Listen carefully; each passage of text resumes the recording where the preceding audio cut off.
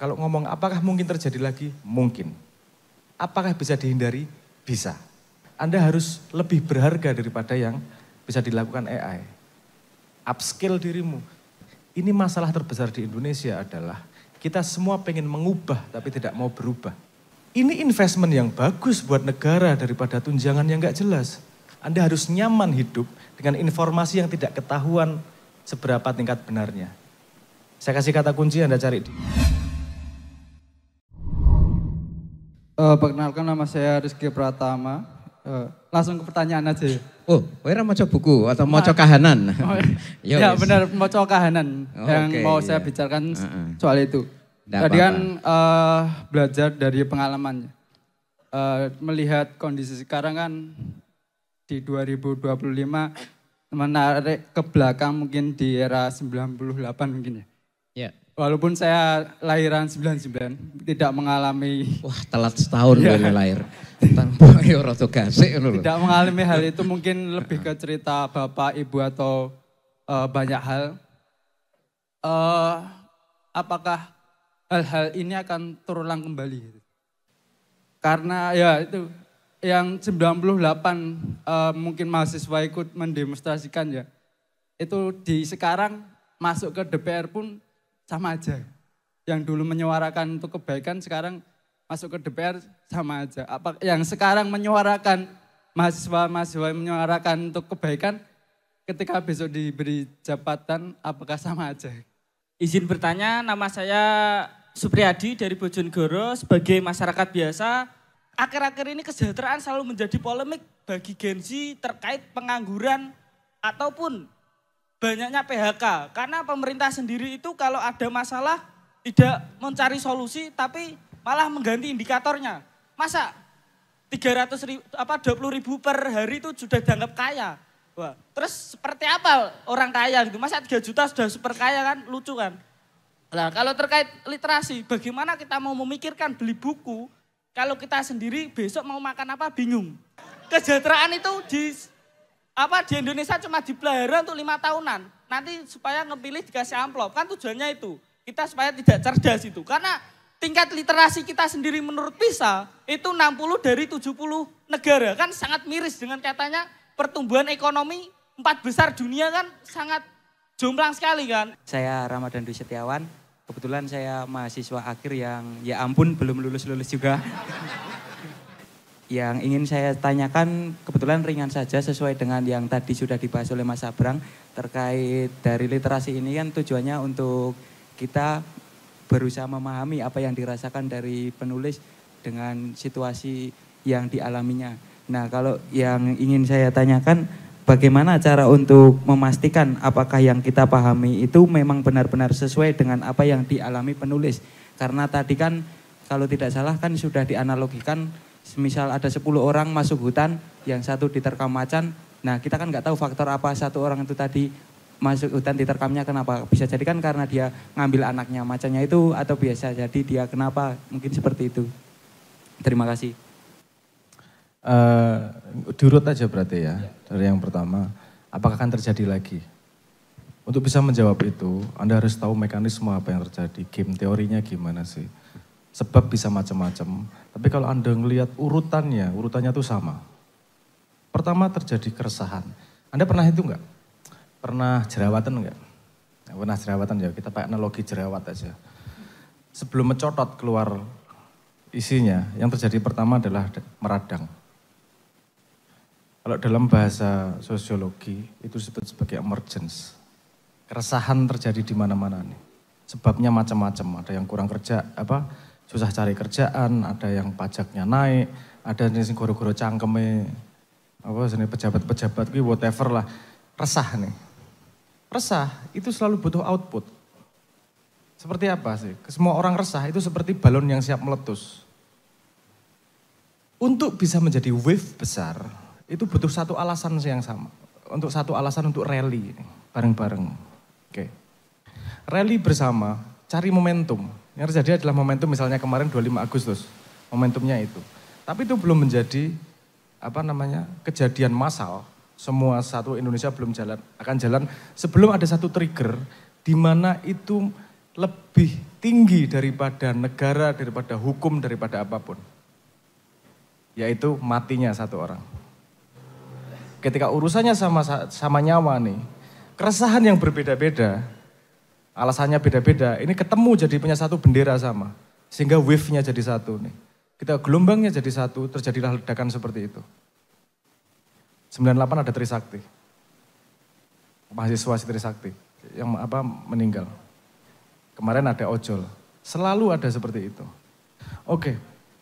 Itu hal yang tidak bisa di crafting. Tapi itu mungkin terjadi. Tapi sebenarnya kalau para pemimpinmu pintar, itu bisa dihindari sejak awal. Kenapa? Karena ketika meradang, ini harusnya sudah sensitif nih. Jangan sampai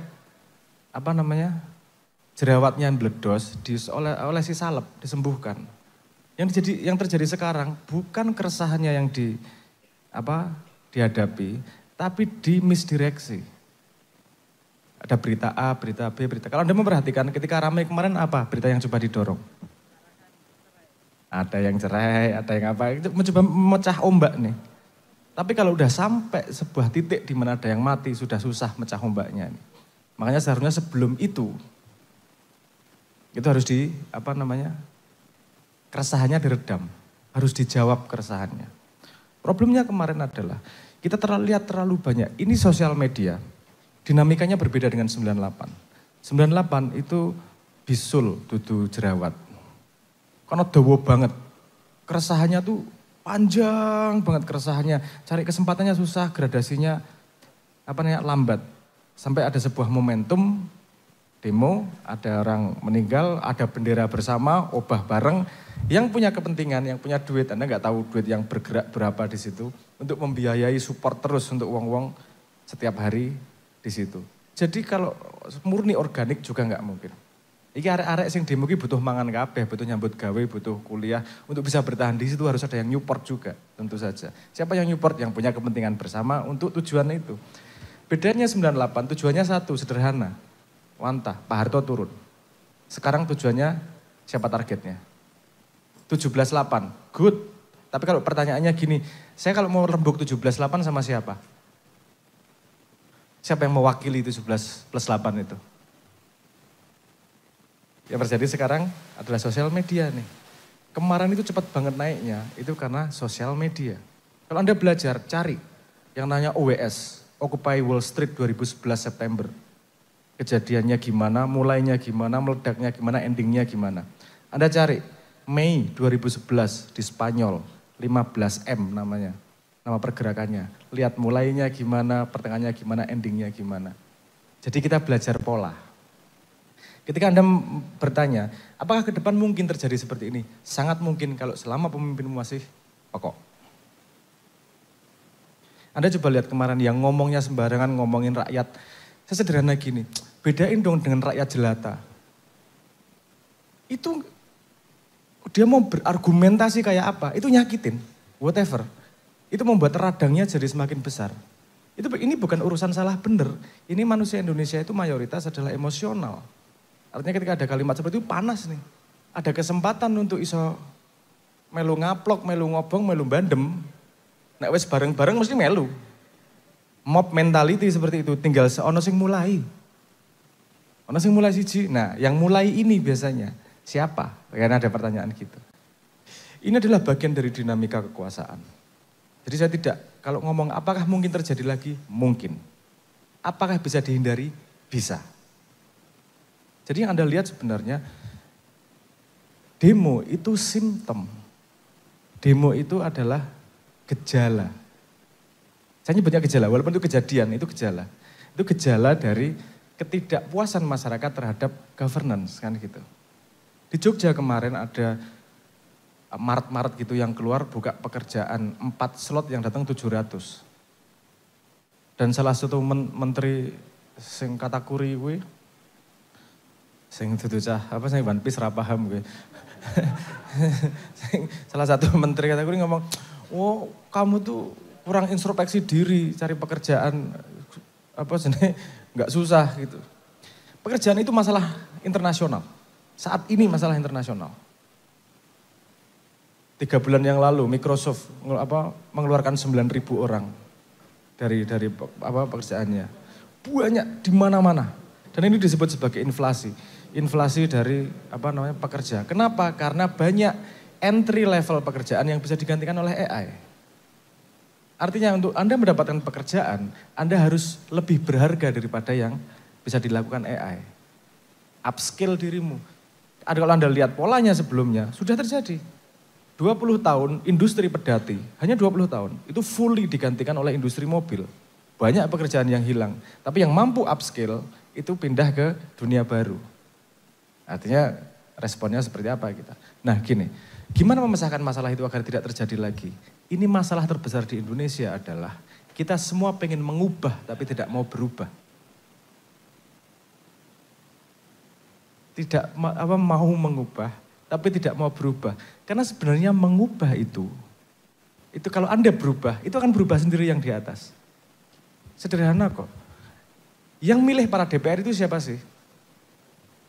Rakyat. Mbuh yo neng tengah dalan diapusi karo KPK yo monggo wae. Apa jenenge yo aku ora ngomong mbuh yo karena kita tidak tahu prosesnya. Apa ya ora penak aku ora ngomong. Karena proses itu tidak transparan. Dari kotak dipindah, engko diganti dan seterusnya. Ada yang nyewa 2 kamar, beli cetakan untuk cetakan coblosan, kemudian ngeprint sendiri, digantiin sendiri. Wah, aku ngerti ceritanya A tekan Z kuwi bajingan-bajingan kuwi. Arek-arek iku kelaku.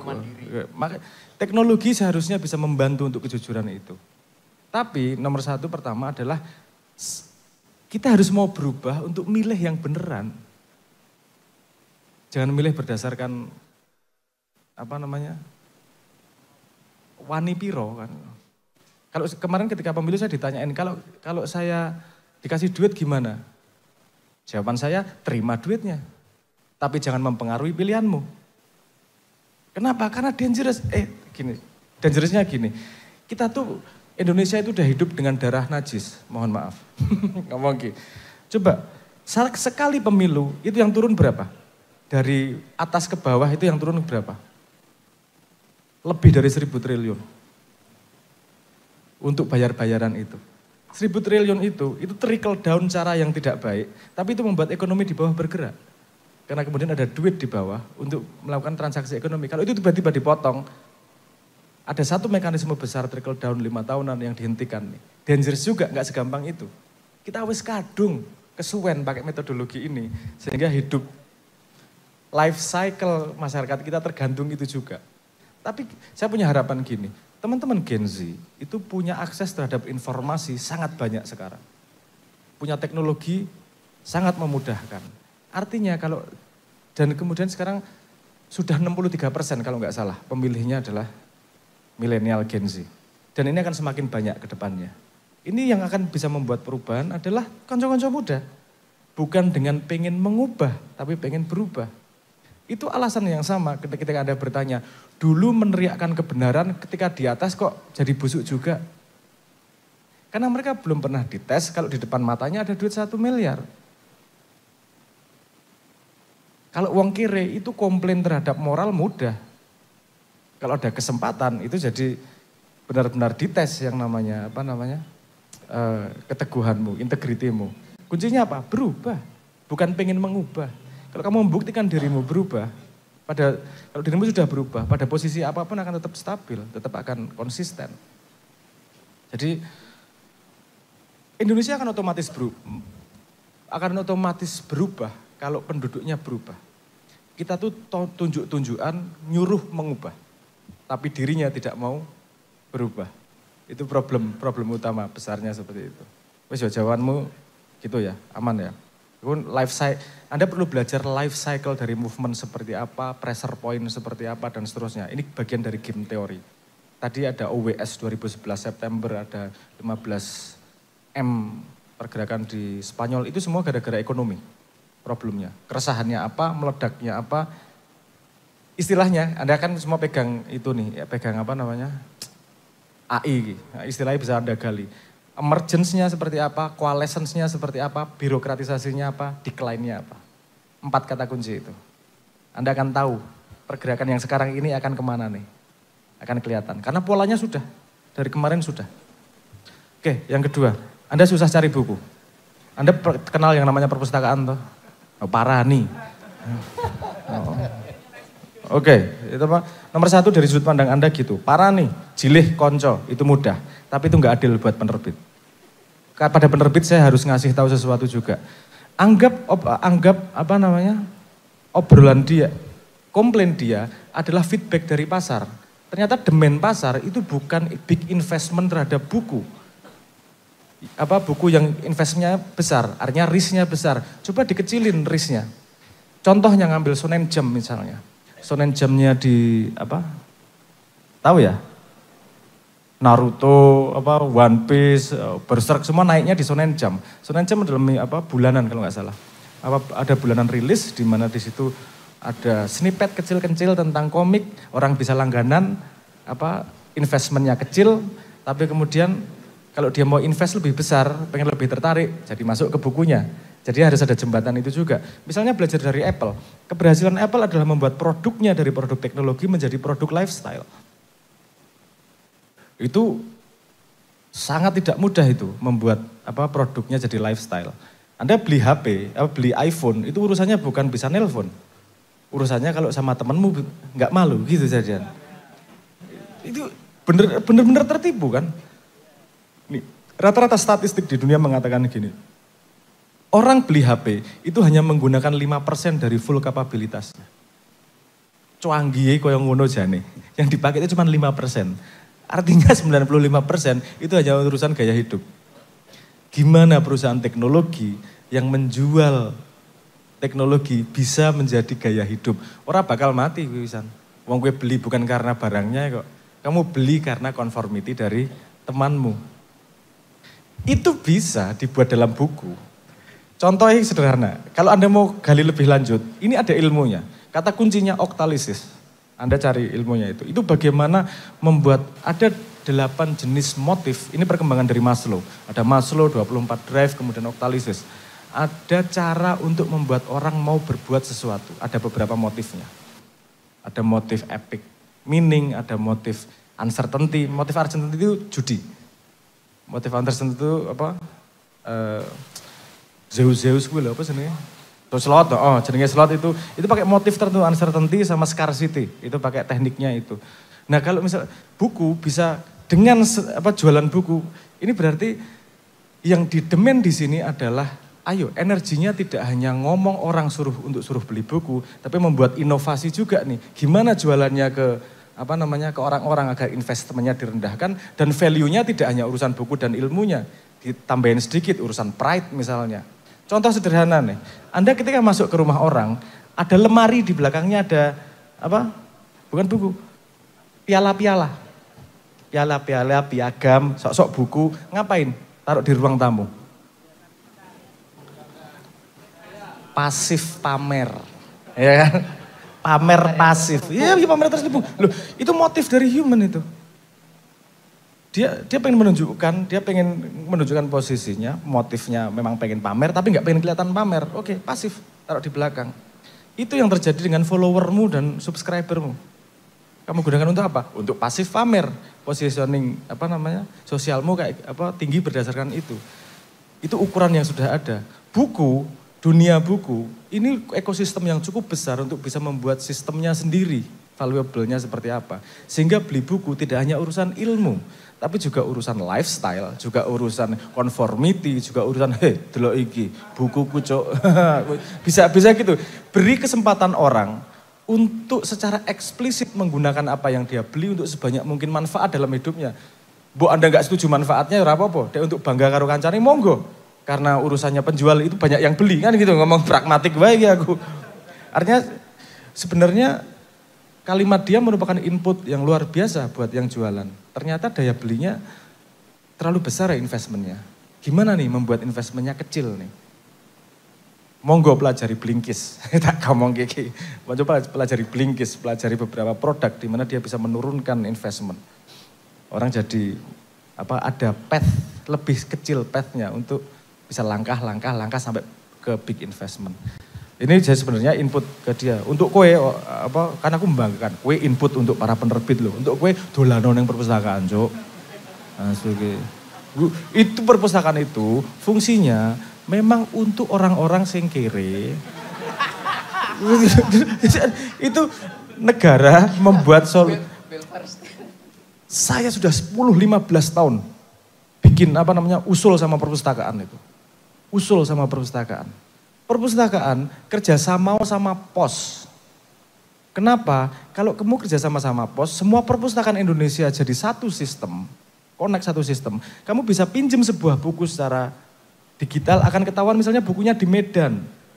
Kerjasama, sana yang dikirim ke sini, kamu ambil, kamu balikin ke situ, pos sama perpustakaan yang ngirimin ke sana.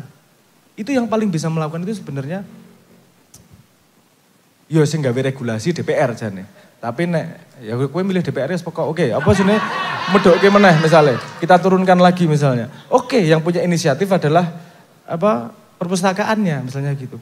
Karena saya merasakan betul ketika pulang ke Indonesia itu yang paling saya rindukan. Saya di Kanada, ketika kuliah di Kanada, itu ketika saya buka katalog buku, itu katalog se-Kanada keluar. Dan saya cuma pengen ngomong, klik pengen buku ini. Oke, tunggu sebentar. Nanti dapat email, bukunya sudah datang. Tak ambil, aku baca, tak balikin yang ngirim ke sana perpustakaan. Ini investment yang bagus buat negara daripada tunjangan yang gak jelas.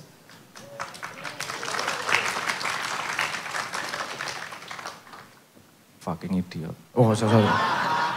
Fish idiot. Kita nggak harus pakai cara mahal untuk memecahkan Indonesia, memecahkan masalah Indonesia. Cukup cara cerdas. Wong kere itu cirinya bisa ngulik dengan sederhana, dengan peralatan terbatas mencari cara yang cerdas. Kan ngono tahu, wong ora sugih kok. Nek sugih monggo golek ide macam-macam. Tapi nek kere, ayo golek sing paling rasio investment sama hasilnya tuh yang paling besar. Oke ya aman ya urusan buku ya. Nek ora tompo wae. Ra iso maca buku ya takon ro kancamu. Ada teman saya yang strateginya gitu. Jadi dia ngomong sama temannya, Hermes Trismegistus itu keren banget loh. Kowe kudu maca kowe. Padahal daerah urung maca dan ranti dit. Baru gue setelah, yo wis maca aku piye-piye. Jajal ayo diskusi. Gue nguping deh. Itu cara cerdas wong kiri. Oke, yang terakhir tadi bagaimana kita tahu pasti orang itu? Kamu itu naluri yang harus kamu perhatikan dan itu naluri berbahaya dari Indonesia yang disebut sebagai cognitive closer. Anda butuh kepastian terhadap sesuatu untuk bisa meyakini sesuatu. Dalam hidup gak ono sing jeneng kepastian. Gak ono.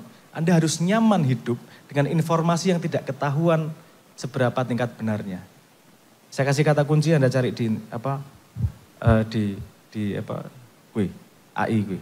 Ada kata kunci namanya heuristik sama abduktif. Anda pernah dengar yang namanya induktif sama deduktif. Di tengahnya ada yang namanya abduktif. Pernah dengar abduktif? Abduktif itu gini. Bagaimana kita bisa membuat sebuah kesimpulan dari data yang tidak lengkap? Kenapa data yang tidak lengkap kita bisa membuat kesimpulan? Karena kita butuh aksi di situ. Aksi tidak bisa menunggu data lengkap. Karena kamu tidak punya tolak ukur data lengkap itu seperti apa. Data lengkap hanyalah, data lengkap ki ngimpi. Arah selengkap apa gue? Apakah benar-benar orang itu yang dirasakan? Cuk, gue memastikan itu pada dirimu sendiri aja setengah mati. Aku pengen dadi wong sing soleh. Pokoknya aku harus sholat sregep. Dulu seminggu isi-isuk tangi. Aduh, subuhan meneh cuk lah sesuk wae lah. Kamu bahkan mencari kepastian dalam dirimu aja nggak pasti gitu. Jadi ayo mulai berdamai dengan heuristik. Heuristik itu keputusan diambil dari data yang tidak lengkap. Hidup ini pasti gitu. Pasti. Datamu tidak akan cukup lengkap untuk mengambil keputusan. Sehingga ada yang namanya gini. Kesuksesan datang dari mana? Keputusan yang tepat. Bukan data yang lengkap loh. Keputusan yang tepat. Keputusan yang tepat datang dari mana? Datang dari pengalaman. Pengalaman datang dari mana? Dari keputusan yang salah. Datamu yang tidak lengkap, kamu ambil keputusan akan jadi kesalahan. Kesalahan akan jadi pengalaman. Pengalaman akan nambah datamu. Datamu kamu ngambil keputusan lagi. Ntar salah lagi, nambah lagi datamu. Datamu cukup, keputusan benar jadi sukses. So, harus berdamai dengan ketidaklengkapan data. Karena orang-orang di sekitarmu tidak akan ingat 1000 kegagalanmu. Kamu cukup sekali sukses dan orang akan mengingat suksesmu selamanya. Matur nuwun.